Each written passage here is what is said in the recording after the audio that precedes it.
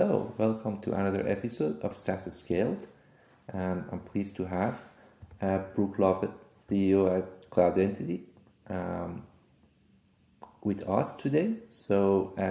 Brook, would you mind introducing yourself? Tell us a little bit about, how you end up joining this company and what the company does, which problems you guys are solving.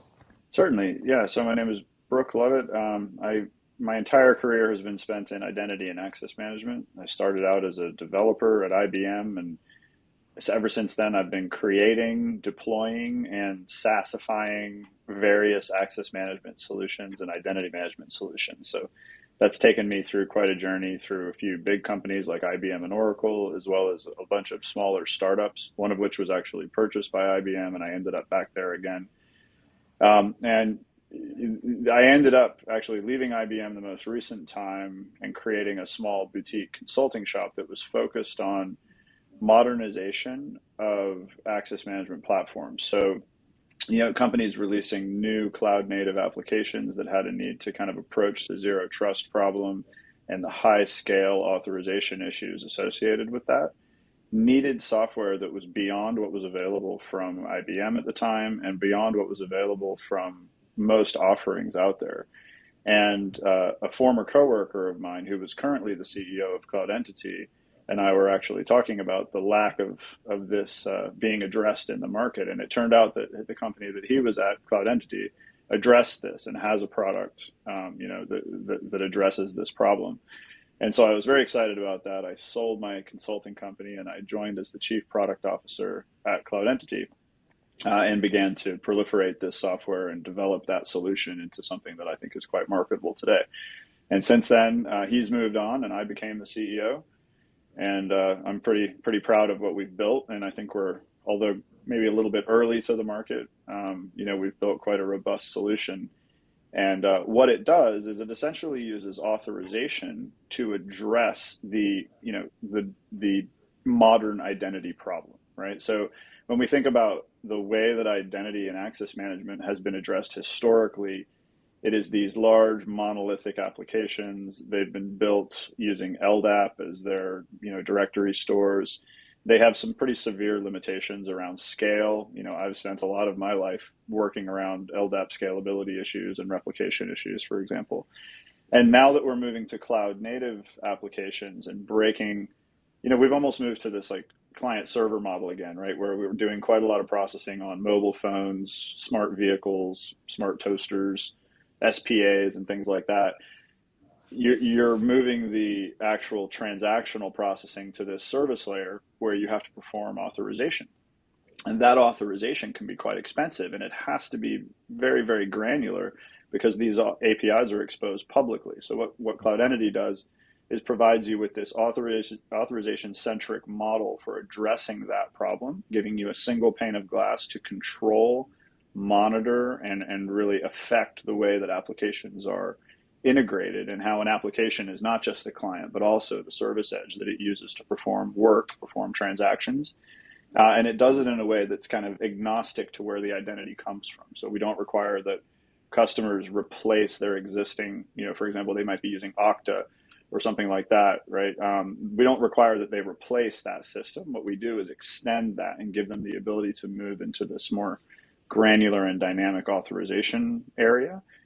Enabling zero trust, enabling the much more scalable solution that's required to reach that point, and doing it all the while from a SaaS platform, which previously has been unattainable due to scale limitations. And that's kind of the leg up that we have, is that our system is able to perform at orders of magnitude higher than anything else on the market, and it puts us in the pole position for many of our clients.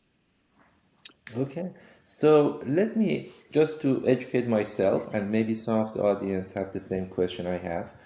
Mm-hmm. Let's say I'm a SaaS company, and I'm a native cloud kind of SaaS application, and my application now needs security authorization level, right? So that Mm-hmm. layer needs to be built in.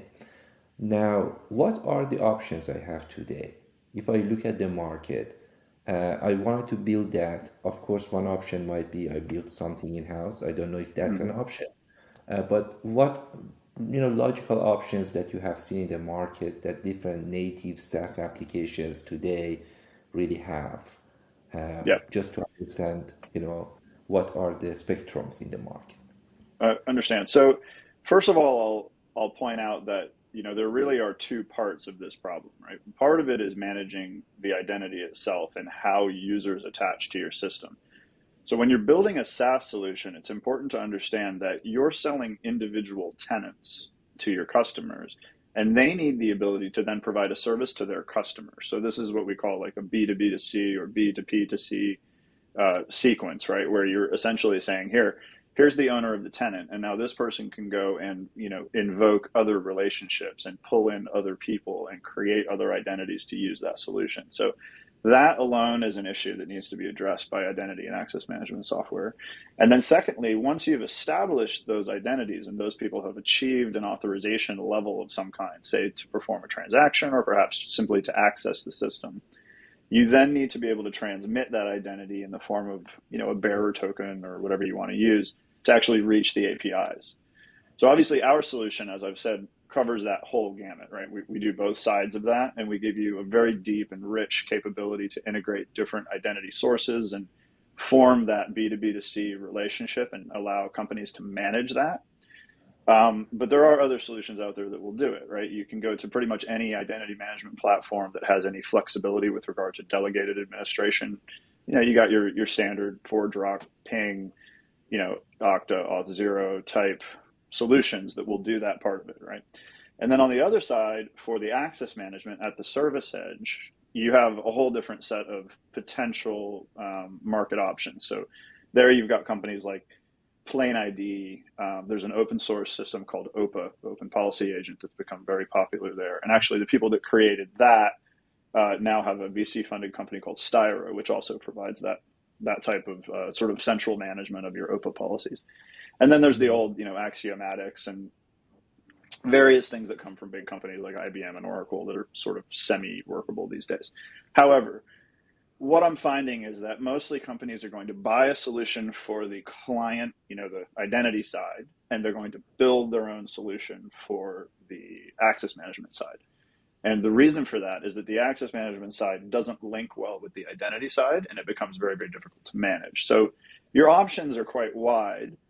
Our biggest competitor, to be honest with you, is build it yourself. And a lot of times we end up getting customers back after 8 months and $10 million wasted, where we were able to then sell them something for a few $100,000 that would have done solved the problem initially, which is fine, but it slows our revenue retention, obviously. But I think that in general, that those are kind of the options that you see out there. So again, we're providing something that's more holistic and gives you like a single place where you can see, for example, the audit records associated with all the different access points, not just the authorization, but also the use of that authorization token, which gives us, sort of a leg up in that area. And what is one of the impacts, one of the positive impacts out of this practice that you guys are doing is facilitating the data sharing, right? So if someone Yeah. wants to share data with somebody else, that kind of establishing that trust relationship, so you can really go there and just do that kind of data sharing, that can be huge, because that's exactly what is happening more and more. That unlike, maybe 2 decades ago, that somebody could just run something in silo and applications were working in silos. Nowadays, they are very well connected to each other. They need to Yes. exchange information. They need to work with each other. And the applications that do this exchange better and easier are going to win the future. Yes. So what's your take on that particular aspect of data, sharing and exchanging, and what you do that impacts that to facilitate and make it easier? Yeah, that's a great area for us. So first of all, I think that the data sharing is essential, right, for growth in this area. I mean, the days of copying your identity from one place to another and sort of the old school, 15 years ago, identity management was about asynchronous processes, taking your identity as you join a company, for example, or you sign up for a service, and literally copying pieces of your identity around the internet to various places, right? So this is fraught with difficulty. First of all, controlling how that works and just management and maintenance of those asynchronous processes turned out to be very expensive, very error prone. It doesn't really work very well in general. And then secondly, people are starting to realize that they don't want their data copied all over the place, because now you have all of these areas where any one of those entities is hacked or breached in some way. Your identity information is now lost or exposed, right? So I think, to put it bluntly, data sharing across systems is essential just to gain the user's trust. So the public will not trust a system if they don't trust the IDP they're using to sign in. And the ability to use that identity to do various things across the internet will be essential for all industries, right? We're not just talking about banking, for example. We're talking about everything. Now, the industries where this is critical are places such as finance, right? So various places around the world, UK, Europe, Brazil now, Australia, and now we're starting to talk about things like this in the US and Canada as well, are using these standards, these regulations actually that are imposed by governments for this sharing of open data. So if you have, like, for example, in England, if you have a third-party processing platform to make payments and you want to be able to access my banking information at Barclays, Barclays has to, by law, in order to be a bank and operate online, provide me with a way of registering my Barclays account with that third-party processor.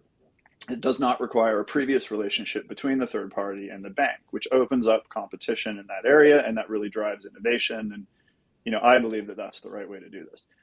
Now, in other markets, such as the US, it's possible that this will emerge as more of a private relationship scenario where there's no anchor, like the government isn't providing that. We'll say what they call a trust anchor in this type of scenario.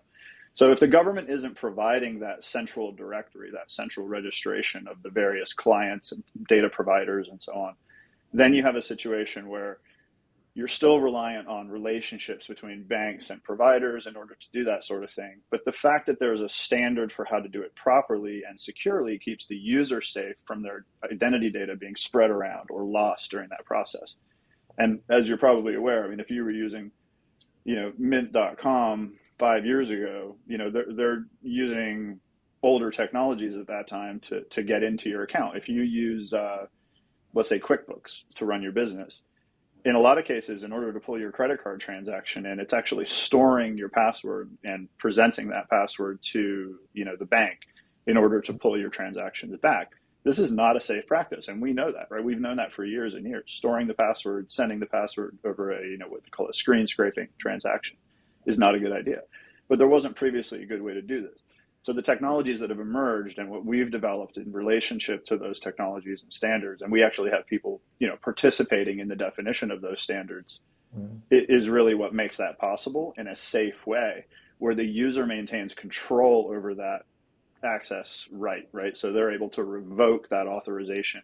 They've consented to share data with this third party or with this bank or with whatever it is, and they can pull that back. And the moment they pull it back, that link ceases to exist, and the user has control over how their identity is distributed, which is really where we want to get to. And this will affect healthcare, it will affect online passports. I believe that decentralized identity is something that's coming in the next 5 or 10 years. We're all going to have vaccine records, and we're going to have passports and things that exist in these blockchain-based systems. And your ability to consent to how that data is shared is essential. Right? If you don't have control over that data, then there's really no point in using the system. So we don't want people going off grid as a result of this, right? We want them to use those systems and actually gain benefit from it. And how different it is when we are talking about data versus talking about API. So security authorization, is it the same techniques that you guys use when you are talking about the data sharing and data authentication and authorization, or is it different when we are talking about API versus, because in API economy, as you know, applications not only are sharing data or transferring data or doing this kind, but they are actually sometimes need to use each other's services by calling different API functions, and that also requires that kind of authorization. Are these the same kind of techniques or totally different when we talk about data versus APIs? I wouldn't say they're totally different. The techniques used are quite the same, right? I mean, you're essentially analyzing a particular request. You're looking at the data that is requested and the data that is transmitted, and you're applying policies that simply say, based on a certain set of criteria or a certain level of risk, I'm going to prompt for MFA before I allow you to send your email address to this provider, right? The difference is that you're protecting two different parties. So the API provides data to the customer. So when a customer accesses an API, you're authorizing access to that API, and you're authorizing the customer to invoke whatever transaction they're trying to perform, right? But during that transaction, the customer is also sending data to the API. And the customer's ability to consent to sending that data is essentially zero trust in the other direction, right? So think of consent as zero trust for the consumer and access control as zero trust for the provider. And if we do that in a handshake manner where it happens in both directions, it makes it better for everybody, because now the user controls where their data goes and the application is able to control which users access that data. And the case where you mentioned where there's service to service communication is very prevalent. And in 99.999% of the cases, no one's controlling that data flow, right? So if I consent to allow business one to see my data, they're not even legally obliged to ask me if they can send my data on to the next party. So our system is able to actually control whether or not they can do that and whether or not they can send the information on based on an authorization protocol that's analyzing who the recipient is, right? Who the subscribers are for that data. So the idea is that giving the user control of the full flow of their data and giving the APIs control of the full flow of a user request are two different things. You're approaching it from two different directions, but you're using the same technology to do it, if that makes sense. Yeah, absolutely. And thanks for that kind of explanation. It helps a lot, at least, for me to understand better, the commonality, but also the differences between when we are talking about authorization of, these services and APIs versus talking about the data.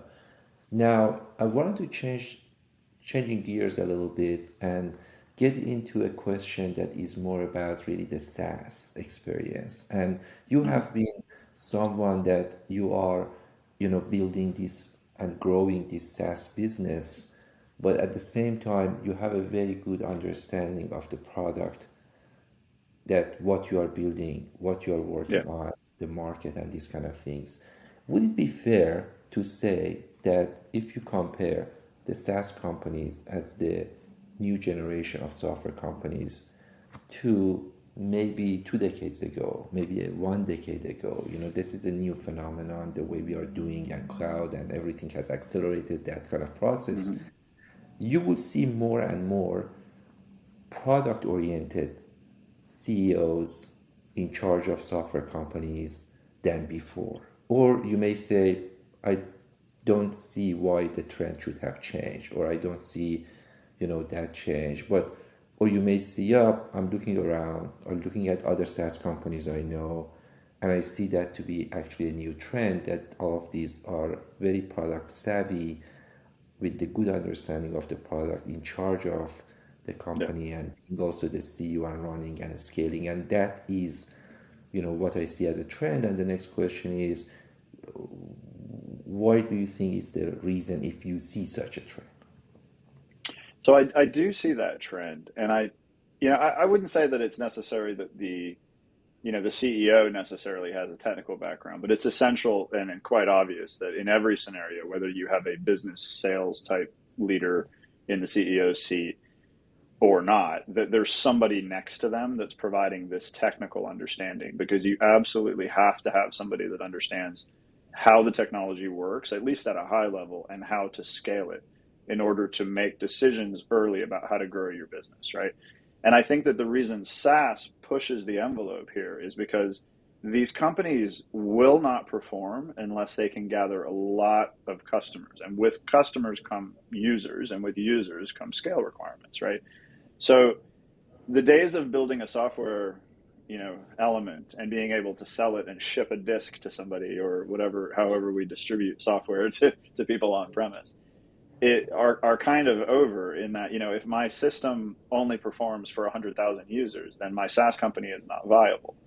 And what's happening now, and particularly over the last 4 or 5 years, is that people are injecting massive amounts of capital into businesses that are not yet profitable under the assumption that as they gain traction, they will grow and the multipliers get bigger and bigger, right? So you don't have to develop more software for your SaaS to become more widely adopted. It simply has to be able to scale. And automation, for example, is key to that. You don't want to have a human pushing a button every time you get a new tenant. Obviously that needs to be automated. You need scalability to be elastic and automatic. You need to be able to support more load automatically, and you need to be able to move to different regions. If I get a new customer, for example, we just signed up a couple of customers in Australia. We had to build our SaaS infrastructure in Sydney, and our backup is in Singapore. And when we did that, it only took 2 weeks really to get it off the ground because everything is automated. And if that wasn't the case, I wouldn't be able to guarantee to these customers that, hey, if you sign up, we're going to have you off the ground and ready to go to production in 3 weeks, right? So the ability to make those commitments to customers requires that the people that are making the commitment understand what they're committing to, what it will cost to do it.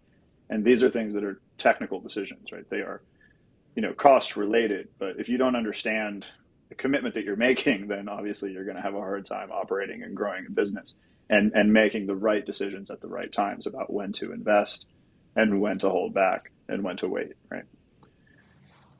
So that's my So, my take, I yeah, think, on it. no, that makes perfect sense. So let's assume, you know, cloud entity is growing. Now, at this stage, you know, you are managing and understanding the product and growing, but let's say it's a multi-billion dollar business. The revenue has exploded to a very totally different scale. Now it's Mm-hmm. much bigger company. Do you think it's still, and we see both, of course, you know, I can think of examples of these multi-billion dollar companies that they have still a very, you know, a technical founder or very Mm-hmm. product oriented founder. And then I can think of some other successful of, you know, larger scale SaaS companies with some CEOs that are in charge, but they may not necessarily be expert in the Yeah. product and understanding exactly. So I can find both good examples of successful companies on both sides. But the question is, from your perspective and based on what you just explained, would you think that it still doesn't matter how big the company is, regardless of the size and scale of the company, if there is a benefit, maybe advantages, maybe disadvantages, I don't know, on both sides to be fair. Do you see Mm-hmm. any plus or minus of the CEO at that scale, larger scale businesses, SaaS companies, to still be product oriented and technically savvy, understanding exactly the product and Mm-hmm. the offering, or you don't see Yeah. those? I see advantages. I mean, really what it comes down to is what are the priorities of the company, right? If we look at something like Facebook, for example, I mean, obviously, Zuckerberg is still in charge of Facebook, but don't kid yourselves that he has surrounded himself with people who are very, very plugged into the corporate world, right? There's people surrounding him that know exactly what it means to grow a business, to operate a business at that kind of value. And, similar things are happening at every large company, that's operating in tech, right?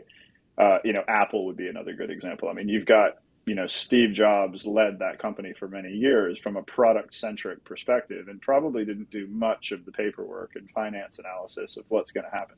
So to me, it seems like, really what you're talking about is who's making the final decision, who has like the actual decision making authority, and what their focus is will affect the trajectory of the company, right? So if you've got a company with a really strong CTO, for example, that performs that technical analysis and makes sure that everything's going to work, and the person who's the CEO is more focused on the dollars and cents, then that company might make more money or might grow faster or go public faster or something like that. But ultimately, that CEO is very much reliant on the technical team to keep them honest and keep things working. Because if it fails or it doesn't grow or it doesn't scale, nobody wins, right?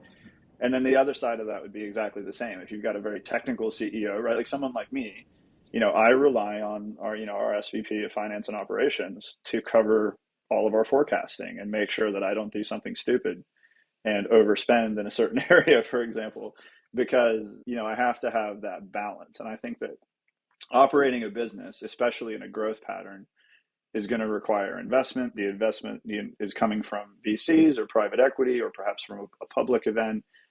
And in that case, you're beholden to those investors. You have to provide them with the same level of transparency and the same level of detail about what's going on with the business. And whether that comes from someone who reports to the CEO or it's coming directly from the CEO is not necessarily going to change the way the optics pan out, right? But making the decisions with the priority number one being the money made versus priority number one being the technology is going to have a very slight effect on the trajectory of the company. I mean, Facebook's a great example, right? I mean, obviously they're pushing the envelope from a technical perspective, but, don't think that decisions aren't being made by committee and by boards of advisors for a company like that, right? Because they obviously are.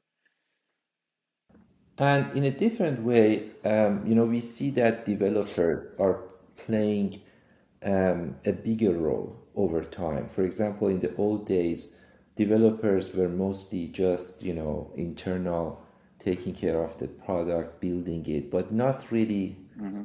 very involved in the other levels or even not understanding well on the business side or Yeah. and then you see that more increasingly the technical people and developers show interest, they move up, they are Mm-hmm. starting the company, they are leading companies, and even more than that, you see that developers now are the buyers. So you Yeah. see even in some cases that the B2B has become B2D and the whole Mm-hmm. business is just selling to developers and the tech. So they are even are the market now. So you start your company just to sell to them. And there are many successful multi-billion-dollar businesses now in this market, as we know. So, so what is your take on that? How do you see the role of this? And if that has been the trend, how do you see it can, play in the future? What is the trend, and what do you see that can go in the future? Which direction and what scale? So I think that developers have become more powerful simply because they've become more autonomous, right? I mean, the tools, like if you think about 20 years ago to develop a new application and get it on the market was quite difficult. Like you needed a lot of investment, a lot of infrastructure. Let's say you wrote something very simple, like Pac-Man or whatever, right? Like a video game. There had to be some physical medium with which to deliver this. You need manufacturing, you need a lot of help, right? And then along comes like the Apple App Store and the Android, the Google Play Store and so on. And now my 14-year-old kid can create an app, publish it without really any difficulty to an app store and make millions of dollars if the app is really good, right? So there's no barrier. And this barrier being removed now provides the opportunity for a developer to become an entrepreneur. And not all developers are interested in doing that. I mean, I employ people that, some of them are sniveling geeks that don't want to talk to anybody. They just want to sit and write code at their computer. But we have other people that are very interested in the broader use of the product. And they generally climb up through the ranks, right? They become more important, more influential. Sometimes they become product owners. Sometimes they become architects. Sometimes they become salespeople or technical sellers, right?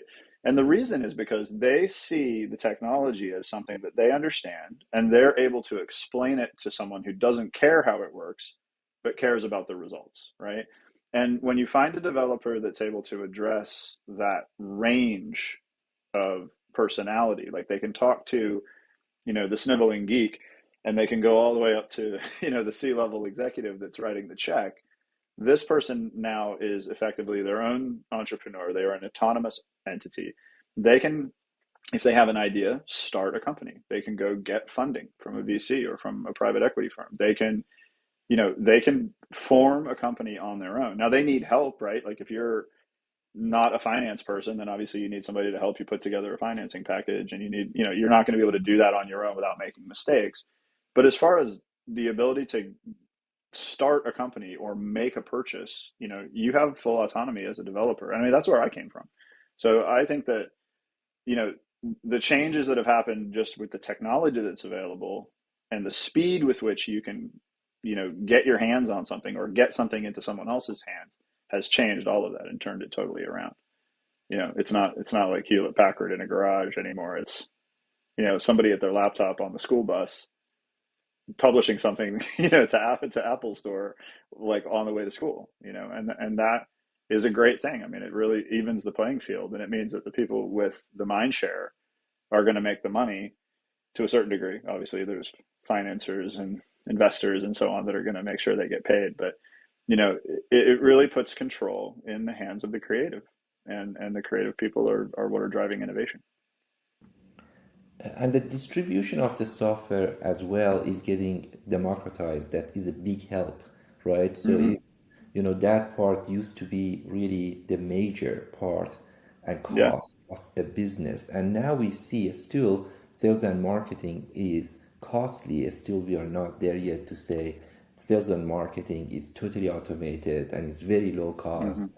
That we are not there yet, but the trend No. has helped it. So the trend is Yes. in a way that many companies actually could bring that down. I mean, Atlassian is Yeah. one of the good examples that, for Great example, example. at that size of the business you see, and again, Hmm. many of these B2D companies. So that's another, factor that Yeah. is helping to get to that trend. Absolutely.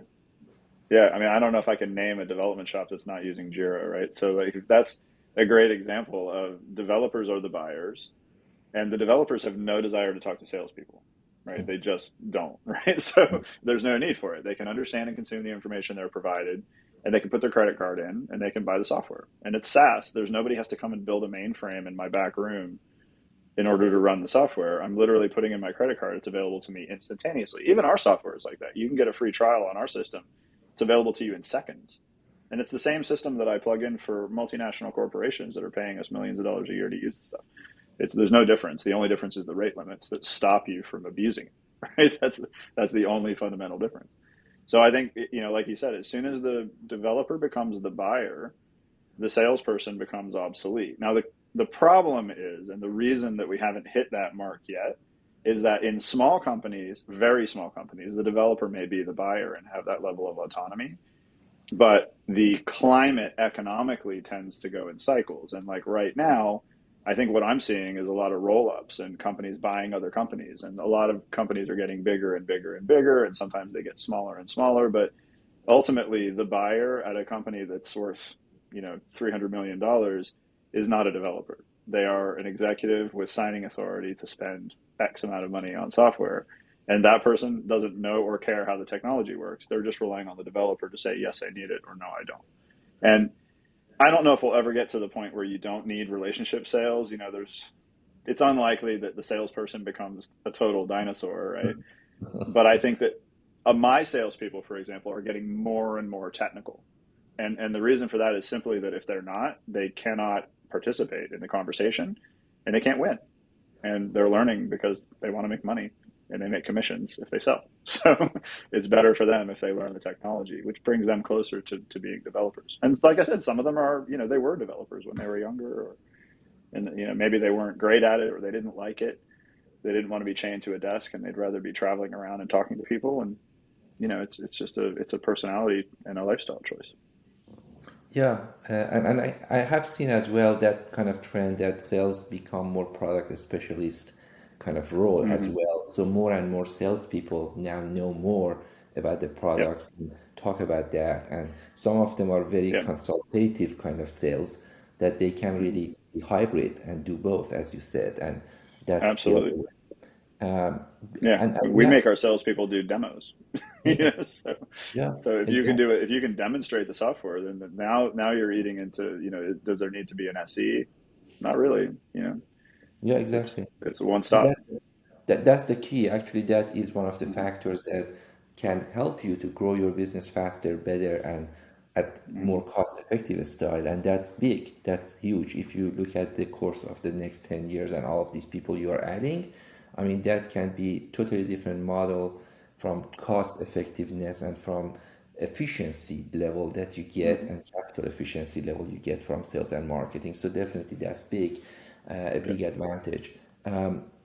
One of the even things that sometimes I even feel that developers, just the number of developers that you can bring to a particular domain and field, it even defines the size of that market. For example, if you look at if which app market, if which mobile, for example, ecosystem is able to bring Mm-hmm. more developers to work on that environment, that automatically defines, or even with cloud ecosystems, if you think about which cloud ecosystem can bring more developers to invest Yeah.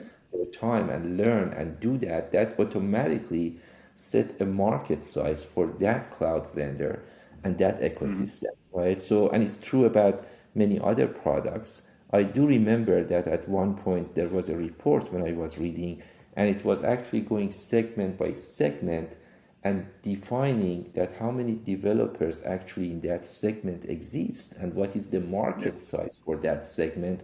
So market size divided by developer, and you can see different ranges, but at the end of the day there is a limit there, and if that number actually is too high, that means there is a bubble there. And that's the Yeah. way they were analyzing the market to see if actually there is a bubble or not, because there aren't a lot of developers to create actual real value. But if you add up all of these numbers, you get a much bigger value there that seems not to be realistic. Yeah. Yeah. Yeah. Exactly. And I think to some degree, the developers will follow the money that's being offered by employers. So if a big company decides, let's say a big bank or a big, tech company decides, okay, we're all in on Azure. We're going to use only Microsoft products. We've struck a deal, and you have to start developing and doing all your DevOps processes using the Azure platform. They can then, want to hire, but in a market like we've seen recently, it's difficult to get quality people, so they're paying more and more and more, right? So now you start offering really big salary increases to people if they learn or can put Azure, DevOps or DevSecOps on their resume. And now all of a sudden you've driven that bubble, right? You've created that bubble, and you might get some high quality people in there, but you're paying them a lot of money, and now they're stuck at the company because no one wants to hire them back at a higher rate than they're already making. And the reality of it is that the software generally is agnostic. So it's the DevOps processes, the tooling that controls the software, the CI/CD pipelines, and things like that are going to be related to the underlying infrastructure.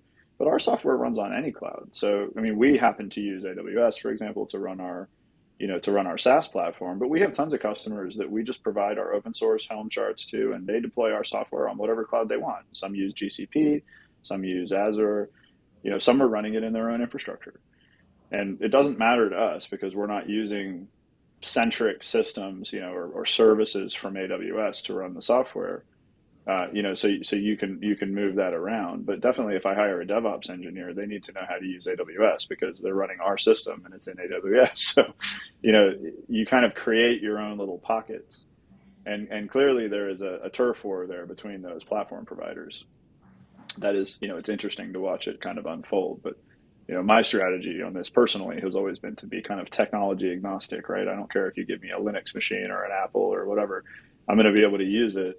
And, it's been helpful to be in that situation because it makes you comfortable in a variety of places, and it really opens up a lot of doors for what you can and can't do.